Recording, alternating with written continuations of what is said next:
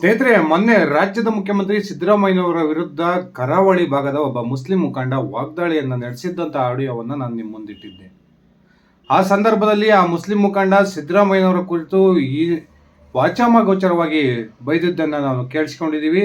ಅದೇ ರೀತಿ ಇದೇ ಸಂದರ್ಭದಲ್ಲಿ ಸಿದ್ದರಾಮಯ್ಯನವರ ವಿಚಾರಕ್ಕೆ ಸಂಬಂಧಪಟ್ಟಂತೆ ಸಿದ್ದರಾಮಯ್ಯನವರ ಮನಸ್ಥಿತಿ ಯಾವ ರೀತಿ ಇದೆ ಅನ್ನುವ ಒಂದು ಮಾಹಿತಿಯನ್ನು ಕೂಡ ಈ ಮುಸ್ಲಿಂ ಮುಖಂಡ ಹಂಚಿಕೊಂಡಿದ್ದ. ಅದಕ್ಕೂ ಮುಂದುವರೆದು ಕಳೆದ ಒಂದು ಸಮ್ಮಿಶ್ರ ಸರ್ಕಾರದ ಅವಧಿಯಲ್ಲಿ ಸಮ್ಮಿಶ್ರ ಸರ್ಕಾರದ ಪತನಕ್ಕೆ ಮುಖ್ಯವಾಗಿ ಸಿದ್ದರಾಮಯ್ಯ ಕಾರಣ ಅನ್ನೋ ಆರೋಪವನ್ನು ಕೂಡ ಈ ಮುಖಂಡ ಮಾಡಿದ್ದನ್ನು ನಾವು ಕೇಳಿಸ್ಕೊಂಡಿದ್ವಿ.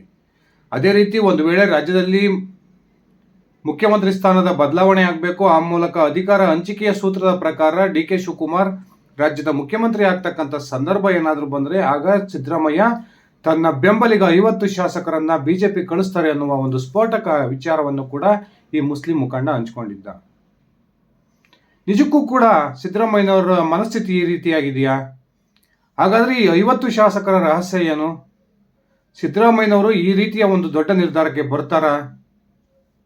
ತಿಳ್ಕೊಂಬರೋಣ ಬನ್ನಿ ಸ್ನೇಹಿತರೆ. ಅದಕ್ಕಿಂತ ಮುಂಚೆ ನೀವಿನ್ನು ನನ್ನ ಇಟ್ಕೆ ಹೇಮಂತ್ ಯೂಟ್ಯೂಬ್ ಚಾನಲ್ಗೆ ಸಬ್ಸ್ಕ್ರೈಬ್ ಮಾಡ್ಕೊಂಡಿಲ್ಲ ಅಂದರೆ ದಯವಿಟ್ಟು ಸಬ್ಸ್ಕ್ರೈಬ್ ಮಾಡಿಕೊಂಡು ಬೆಲ್ ಬಟನ್ನ ಕ್ಲಿಕ್ ಮಾಡಿ.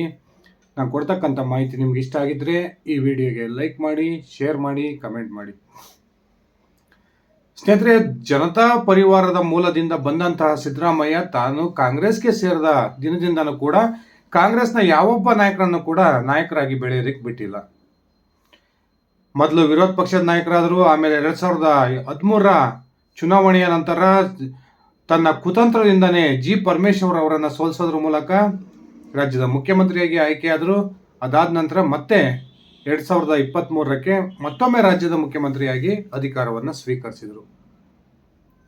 ಒಂದು ರೀತಿ ಗೆದ್ದಲು ಕಷ್ಟಪಟ್ಟು ಕಟ್ಟಿದಂತಹ ಒಂದು ಹುತ್ತದಲ್ಲಿ ಯಾವ ರೀತಿ ಹಾವು ಬಂದು ಸೇರಿಕೊಳ್ಳುತ್ತೋ ಅದೇ ರೀತಿಯ ಒಂದು ಲೆಕ್ಕಾಚಾರ ಸಿದ್ದರಾಮಯ್ಯನವ್ರದ್ದು.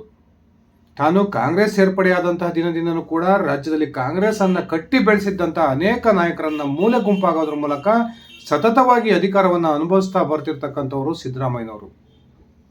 ಕಳೆದ ಬಾರಿ ಅನಿವಾರ್ಯವಾಗಿ JDSನೊಂದಿಗೆ ಮೈತ್ರಿ ಮಾಡಿಕೊಂಡು ಕುಮಾರಸ್ವಾಮಿ ಅವರನ್ನ ಮುಖ್ಯಮಂತ್ರಿ ಮಾಡಿದಂತಹ ಸಂದರ್ಭದಲ್ಲೂ ಕೂಡ ಸಿದ್ದರಾಮಯ್ಯನವರು ಸಮನ್ವಯ ಸಮಿತಿಯ ಅಧ್ಯಕ್ಷ ಸ್ಥಾನವನ್ನು ಪಡೆದುಕೊಂಡಿದ್ರು. ಅದಾದ ನಂತರ ಕುಮಾರಸ್ವಾಮಿ ಸಿದ್ದರಾಮಯ್ಯನವರನ್ನ ಮಾತನ್ನ ಕೇಳಲಿಲ್ಲ ಅನ್ನೋ ಕಾರಣಕ್ಕೆ ತನ್ನ ಕಟ್ಟ ಬೆಂಬಲಿಗರಾಗಿದ್ದಂತಹ ಸರಿಸುಮಾರು 14 ಕಾಂಗ್ರೆಸ್ ಶಾಸಕರನ್ನ ಬಿಜೆಪಿಗೆ ಸೇರ್ಪಡೆ ಮಾಡೋದ್ರ ಮೂಲಕ ಸಿದ್ದರಾಮಯ್ಯನವರೇ ಆ ಒಂದು ಸಮ್ಮಿಶ್ರ ಸರ್ಕಾರದ ಪತನಕ್ಕೆ ಕಾರಣ ಆಗಿದ್ರು.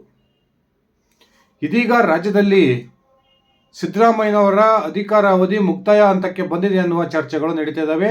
ಡಿ ಕೆ ಶಿವಕುಮಾರ್ ಮತ್ತು ಸಿದ್ದರಾಮಯ್ಯನವರ ನಡುವೆ 30 ತಿಂಗಳ ಅಧಿಕಾರದ ಹಂಚಿಕೆ ಆಗಿದೆ ಅನ್ನುವ ಮಾತುಗಳು ಕೇಳಿ ಬರ್ತಾ ಇದ್ದಾವೆ.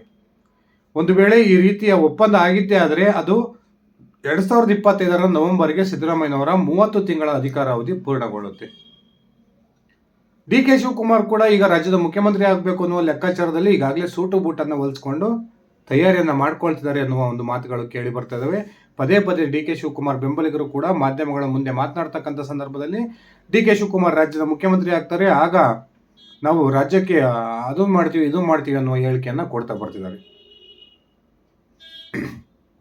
ನಿಜಕ್ಕೂ ಕೂಡ ಅಧಿಕಾರದ ಹಸ್ತಾಂತರ ಸುಲಭವಾಗಿ ಆಗುತ್ತಾ? ಸಿದ್ದರಾಮಯ್ಯ ಬಣದ ಮೂಲಗಳ ಪ್ರಕಾರ ನಿಜಕ್ಕೂ ಕೂಡ ಸಿದ್ದರಾಮಯ್ಯನವರು ಅತ್ಯಂತ ಸುಲಭವಾಗಿ ಡಿ ಕೆ ಶಿವಕುಮಾರ್ಗೆ ಅಧಿಕಾರವನ್ನು ಹಸ್ತಾಂತರ ಮಾಡೋಲ್ಲ. ಸಿದ್ದರಾಮಯ್ಯನವರ ಲೆಕ್ಕಾಚಾರನೆ ಬೇರೆ ಅನ್ನುವ ಒಂದು ಮಾತುಗಳು ಈಗ ಕೇಳಿ ಬರ್ತಾ ಇದ್ದಾವೆ. ಈ ಮುಸ್ಲಿಂ ಮುಖಂಡ ಮೊನ್ನೆ ವಾಗ್ದಾಳಿ ನಡೆತಕ್ಕಂಥ ಸಂದರ್ಭದಲ್ಲಿ ಒಂದು ಸ್ಫೋಟಕ ಮಾಹಿತಿಯನ್ನು ಹಂಚಿಕೊಂಡಿದ್ರು. ಒಂದು ವೇಳೆ ಡಿ ಕೆ ಶಿವಕುಮಾರ್ ರಾಜ್ಯದ ಮುಖ್ಯಮಂತ್ರಿ ಆಗ್ತಕ್ಕಂಥ ಅನಿವಾರ್ಯ ಸಂದರ್ಭ ಬಂದರೆ ಆಗ ಸಿದ್ದರಾಮಯ್ಯ ಬಣದಲ್ಲಿರ್ತಕ್ಕಂಥ 50ಕ್ಕೂ ಹೆಚ್ಚು ಶಾಸಕರು ಬಿಜೆಪಿಯನ್ನು ಸೇರ್ಪಡೆ ಆಗ್ತಾರೆ. ಆ ಮೂಲಕ ಡಿ ಕೆ ಶಿವಕುಮಾರ್ ಅನ್ನು ಕೂಡ ಮುಖ್ಯಮಂತ್ರಿ ಸ್ಥಾನವನ್ನು ಕೈ ತಪ್ಪಿಸ್ತಾರೆ ಸಿದ್ದರಾಮಯ್ಯ ಅನ್ನುವ ಮಾತನ್ನ ಈ ಮುಸ್ಲಿಂ ಮುಖಂಡ ಹೇಳಿದ್ದ. ಹೌದು ಸ್ನೇಹಿತರೆ, ಆ ಮುಸ್ಲಿಂ ಮುಖಂಡ ಹೇಳಿರೋ ಮಾತು ಅಕ್ಷರಶಃ ಸತ್ಯ ಎನ್ನುವ ಒಂದು ಮಾಹಿತಿಗಳು ಲಭ್ಯ ಆಗ್ತಿದ್ದಾವೆ. ಈಗಾಗಲೇ ಡಿ ಕೆ ಶಿವಕುಮಾರ್ ಅವರಿಗೆ ಮುಖ್ಯಮಂತ್ರಿ ಪಟ್ಟವನ್ನು ತಪ್ಪಿಸ್ತಕ್ಕಂಥ ಎಲ್ಲಾ ತಯಾರಿಯನ್ನು ಕೂಡ ಸಿದ್ದು ಬಣ ಹಾಗೂ ಸಿದ್ದರಾಮಯ್ಯನವರು ಮಾಡ್ಕೊಳ್ತಿದ್ದಾರೆ ಎನ್ನುವ ಮಾತುಗಳು ಕೇಳಿ ಬರ್ತಾ ಇದ್ದಾವೆ. ಅದೇ ಕಾರಣಕ್ಕೆ ಈಗಾಗಲೇ ಸತೀಶ್ ಜಾರಕಿಹೊಳಿ ಅವರನ್ನ ಎತ್ತಿಕಡ್ತಕ್ಕಂಥ ಪ್ರಯತ್ನವನ್ನು ಕೂಡ ಈ ಸಿದ್ದು ಬಣದ ನಾಯಕರು ಮಾಡ್ತಿದ್ದಾರೆ ಅನ್ನುವ ಮಾತುಗಳು ಕೇಳಿ ಬರ್ತಾ ಇದ್ದಾವೆ. ಈ ಹಿಂದೆನೆ ಬಿಜೆಪಿಯ ಕೇಂದ್ರ ಸಚಿವರಿಬ್ಬರ ಜೊತೆ ನಿರಂತರ ಸಂಪರ್ಕದಲ್ಲಿರ್ತಕ್ಕಂಥ ಸತೀಶ್ ಜಾರಕಿಹೊಳಿ ಕಾಂಗ್ರೆಸ್ನ ಹೈಕಮಾಂಡ್ಗೂ ಕೂಡ ನನ್ನ ಜೊತೆ 50ಕ್ಕೂ ಹೆಚ್ಚು ಕಾಂಗ್ರೆಸ್ ಶಾಸಕರಿದ್ದಾರೆ ಅನ್ನುವ ಒಂದು ಪಟ್ಟಿಯನ್ನು ಕೂಡ ಕೊಟ್ಟು ಅದರ ಮೂಲಕ ಎಚ್ಚರಿಕೆಯನ್ನು ಕೊಟ್ಟು ಬಂದಿದ್ದಾರೆ ಅನ್ನುವ ಒಂದು ಮಾಹಿತಿಗಳು ಕೂಡ ಈಗಾಗಲೇ ನಾವು ಹಂಚಿಕೊಂಡಿದ್ವಿ. ಇದೇ ಸಂದರ್ಭದಲ್ಲಿ ಸಿದ್ದರಾಮಯ್ಯ ಕೂಡ ಡಿ.ಕೆ. ಶಿವಕುಮಾರ್ಗೆ ಅಧಿಕಾರವನ್ನು ತಪ್ಪಿಸಕ್ಕೆ ಏನೆಲ್ಲ ಪ್ರಯತ್ನಗಳನ್ನು ಮಾಡಬೇಕೋ ಆ ಎಲ್ಲ ಪ್ರಯತ್ನಗಳನ್ನು ಕೂಡ ಮಾಡ್ತಾ ಇದ್ದಾರೆ. ಒಂದು ವೇಳೆ ಅನಿವಾರ್ಯವಾಗಿ ಕಾಂಗ್ರೆಸ್ನ ಹೈಕಮಾಂಡ್ ಸಿದ್ದರಾಮಯ್ಯನವರ ರಾಜೀನಾಮೆಯನ್ನು ಕೊಡಲೇಬೇಕು, ಆ ಮೂಲಕ ಡಿ.ಕೆ. ಶಿವಕುಮಾರ್ ರಾಜ್ಯದ ಮುಖ್ಯಮಂತ್ರಿ ಆಗಲೇಬೇಕು ಅನ್ನುವ ತೀರ್ಮಾನವನ್ನು ಮಾಡಿದರೆ ಆಗ ಸಿದ್ದು ಬಣ ಕಾಂಗ್ರೆಸ್ ಪಕ್ಷದ ವಿರುದ್ಧವೇ ಸಿಡಿದೇಳುತ್ತೆ ಅನ್ನುವ ಮಾತುಗಳು ಕೇಳಿ ಬರ್ತದವೆ. ಈಗಾಗಲೇ ಸಿದ್ದು ಸಂಪುಟದಲ್ಲಿರ್ತಕ್ಕಂಥ 33 ಸಚಿವರ ಪೈಕಿ ಬಹುತೇಕ ಸಚಿವರು ಸಿದ್ದರಾಮಯ್ಯ ಬೆಂಬಲಿಗರು ಅನ್ನೋದು ಬಹಿರಂಗ ಸತ್ಯ. ಡಿ.ಕೆ. ಶಿವಕುಮಾರ್ಗೆ ರಾಜ್ಯದ ಕಾಂಗ್ರೆಸ್ನಲ್ಲಿರ್ತಕ್ಕಂಥ 138 ಶಾಸಕರ ಪೈಕಿ ಅತ್ಯಂತ ಕಡಿಮೆ ಶಾಸಕರ ಬಲ ಇರತಕ್ಕಂಥದ್ದು ಕೂಡ ಎಲ್ಲರಿಗೂ ಗೊತ್ತಿರತಕ್ಕಂಥ ವಿಚಾರ.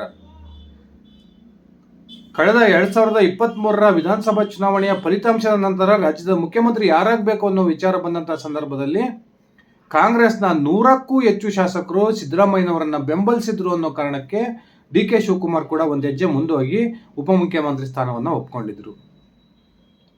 ಆಗ ಡಿ.ಕೆ. ಶಿವಕುಮಾರ್ ಕೂಡ ತನ್ನ ಹೈಕಮಾಂಡ್ ನಾಯಕರಿಗೆ ಕೆಲವೊಂದು ಕಂಡೀಷನ್ಗಳನ್ನು ಹಾಕಿದ್ರು ಅನ್ನುವ ಮಾತುಗಳು ಕೇಳಿ ಬಂದಿದ್ರು ಕೂಡ ಈ 30 ತಿಂಗಳ ಅವಧಿ ಮುಗಿದ ಮೇಲೆ ಯಾವುದೇ ಕಾರಣಕ್ಕೂ ಡಿ.ಕೆ. ಶಿವಕುಮಾರ್ ಅವರಿಗೆ ಮುಖ್ಯಮಂತ್ರಿ ಪಟ್ಟವನ್ನು ಸಿಗೋದಕ್ಕೆ ಬಿಡಬಾರ್ದು ಅನ್ನುವ ತೀರ್ಮಾನಕ್ಕೆ ಸಿದ್ದರಾಮಯ್ಯ ಮತ್ತು ಅವರು ಬೆಂಬಲಿಗರು ಬಂದಿದ್ದಾರೆ ಅನ್ನುವ ಮಾತುಗಳು ಈಗ ಜೋರಾಗಿ ಕೇಳಿ ಬರ್ತಾ ಇದ್ದಾವೆ. ಆ ನಿಟ್ಟಿನಲ್ಲಿ ಒಂದು ಕಡೆ ಸತೀಶ್ ಜಾರಕಿಹೊಳಿ ಅವರನ್ನ ಬಿಜೆಪಿ ನಾಯಕರ ಸಂಪರ್ಕದಲ್ಲಿರುವಂತೆ ನೋಡ್ಕೊಳ್ತಾ ಇರತಕ್ಕಂಥದ್ದು, ಇನ್ನೊಂದು ಕಡೆ ಹೈಕಮಾಂಡ್ಗೂ ಕೂಡ ಅಹಿಂದ ಮತದಾರರನ್ನ ಅಹಿಂದ ವರ್ಗಗಳನ್ನ ಮುಂದಿಟ್ಕೊಂಡು ಒಂದು ರೀತಿ ಬೆದರಿಸ್ತಕ್ಕಂಥ ಪ್ರಯತ್ನಕ್ಕೂ ಕೂಡ ಸಿದ್ದರಾಮಯ್ಯನವರು ಕೈ ಹಾಕಿರೋದು ಬಹಿರಂಗ ಸತ್ಯ. ಹೈಕಮಾಂಡ್ ಏನಾದರೂ ಸಿದ್ದರಾಮಯ್ಯನವರನ್ನ ಬಲವಂತವಾಗಿ ಕೆಳಗಿಳಿಸ್ತಕ್ಕಂಥ ಪ್ರಯತ್ನಕ್ಕೆ ಕೈ ಹಾಕಿದ್ರೆ ಆ ಮೂಲಕ ಏನು JDS ಅನ್ನ ಬಿಡುವ ಸಂದರ್ಭದಲ್ಲಿ ಸಿದ್ದರಾಮಯ್ಯನವರು ಇಡೀ ರಾಜ್ಯಾದ್ಯಂತ ಒಂದು ಅಹಿಂದದ ಹೆಸರಲ್ಲಿ ಸಮಾವೇಶವನ್ನ ಮಾಡಿದ್ರು, ಅದೇ ರೀತಿಯ ಸಮಾವೇಶವನ್ನ ಮಾಡೋದ್ರ ಮೂಲಕ ಮತ್ತೊಮ್ಮೆ ತನ್ನ ಶಕ್ತಿ ಪ್ರದರ್ಶನಕ್ಕೆ ಸಿದ್ದರಾಮಯ್ಯನವರು ಮುಂದಾಗ್ತಾರೆ ಅನ್ನುವ ಮಾತುಗಳು ಕೂಡ ಕೇಳಿ ಬರ್ತಾ ಇದ್ದು, ಶತಾಯಗತಾಯ ಡಿ.ಕೆ. ಶಿವಕುಮಾರ್ ಅವರ ಮುಖ್ಯಮಂತ್ರಿ ಸ್ಥಾನವನ್ನ ತಪ್ಪಿಸ್ತಾರೆ ಅನ್ನುವ ಒಂದು ಚರ್ಚೆಗಳು ಕೂಡ ಈಗ ನಡೀತಿದ್ದಾವೆ. ಒಂದು ಬಾರಿ ತನ್ನ ಬೆಂಬಲಿಗರನ್ನ ಬಿಜೆಪಿಗೆ ಕಳಿಸೋದ್ರ ಮೂಲಕ ಸಮ್ಮಿಶ್ರ ಸರ್ಕಾರದ ಪತನಕ್ಕೆ ಕಾರಣವಾಗಿದ್ದಂಥ ಸಿದ್ದರಾಮಯ್ಯನವರು ತಾನೇ ಮುಖ್ಯಮಂತ್ರಿ ಆಗಿರತಕ್ಕಂಥ ಸಂದರ್ಭದಲ್ಲಿ ಒಂದು ವೇಳೆ ಹೈಕಮಾಂಡ್ ಇವರನ್ನ ಕೆಳಗಿಳಿಸ್ತಕ್ಕಂಥ ಪ್ರಯತ್ನಕ್ಕೆ ಕೈ ಹಾಕಿದ್ರೆ ಆಗ ಯಾವುದೇ ಒಂದು ದೊಡ್ಡ ರಾಜಕೀಯ ನಿರ್ಧಾರವನ್ನು ತೆಗೆದುಕೊಳ್ತಾರೆ ಅನ್ನುವ ಕೂಡ ಮಾಹಿತಿ ಕೂಡ ಲಭ್ಯವಾಗ್ತಿದ್ದಾವೆ. ಈಗಾಗಲೇ ಸಿದ್ದರಾಮಯ್ಯ ಬೆಂಬಲಿಗರಲ್ಲಿ ಗುರುತಿಸಿಕೊಂಡಿರ್ತಕ್ಕಂಥ ಅನೇಕ ಸಚಿವರು ಹಾಗೂ ಕಾಂಗ್ರೆಸ್ನ ಮುಖಂಡರು ಸಾಕಷ್ಟು ಹಣಬಲ ತೋಳ್ಬಲದಲ್ಲಿ ಪ್ರಬಲರಾಗಿರ್ತಕ್ಕಂಥದ್ದು ಕೂಡ ನಾವು ನೋಡ್ತಾ ಇದ್ದೀವಿ.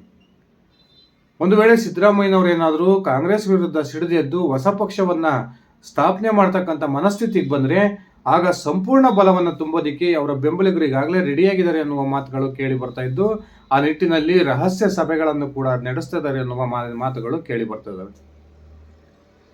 ಒಟ್ಟಿನಲ್ಲಿ ಯಾವುದೇ ಕಾರಣಕ್ಕೂ ಕೂಡ ನಾನು ಮುಖ್ಯಮಂತ್ರಿ ಸ್ಥಾನದಿಂದ ಕೆಳಗಿಳಿದ್ರೆ ಆ ಸ್ಥಾನಕ್ಕೆ ಡಿ.ಕೆ. ಶಿವಕುಮಾರ್ ಬಂದು ಕೂರಬಾರ್ದು, ಅದರ ಬದಲಾಗಿ ತನ್ನ ಬೆಂಬಲಿಗನೇ ರಾಜ್ಯದ ಮುಂದಿನ ಮುಖ್ಯಮಂತ್ರಿ ಆಗಬೇಕು ಅನ್ನುವ ಲೆಕ್ಕಾಚಾರ ಸಿದ್ದರಾಮಯ್ಯನವರದಾಗಿದೆ.